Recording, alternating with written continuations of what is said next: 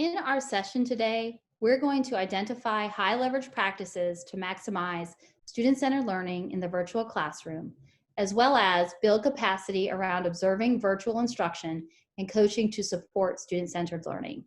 Thank you, Kim. So before we jump in, we want to take a moment to ensure that we're on the same page with respect to terminology. Synchronous learning is online or distance education that happens in real time.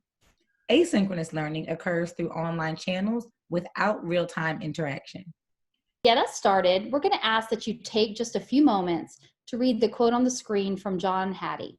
Thank you, Kim. And so the first thing that we're going to explore in order to do so is the community of inquiry theoretical framework, which provides a foundation for and supports much of the research on online and blended learning and is grounded in collaborative constructivism.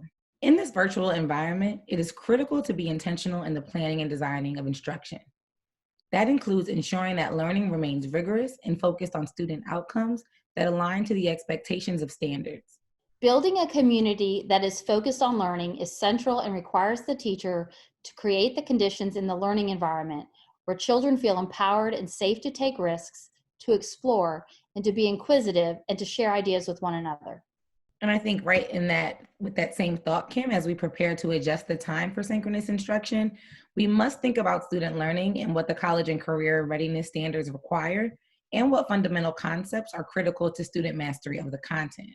So as we prioritize those concepts, developing student success criteria that clearly outline the student actions necessary to demonstrate mastery and maintain the focus on learning will be critical. As we develop this vision of mastery, it's also critical to consider the various methods of assessment and the tools that will be needed to assess student mastery. When doing this, be intentional about thinking about where the work lives in your school.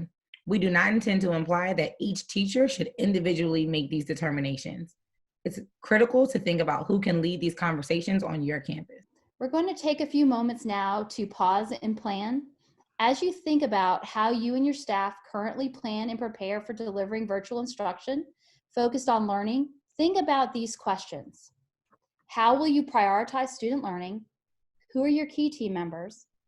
How will you ensure that effective modules for students are developed? How will you assess for student mastery? We're going to give you some time to jot down your ideas. Consider how you will hold yourself accountable. And in order to set a purposeful and positive climate in the virtual learning space, it will be important for educators to be intentional about cultivating a supportive online community. And so as you think about how you and your staff are setting the climate in the virtual classroom, think again about some of the successes, challenges, and opportunities for growth that exist. Take a moment to reflect on what resources you need to build a positive climate in the virtual space, how you'll provide opportunities for students to communicate and connect, and most importantly, how will you hold yourself accountable? As we reflect on the high leverage practices examined today and the plans we've identified, take a moment to prioritize your next steps.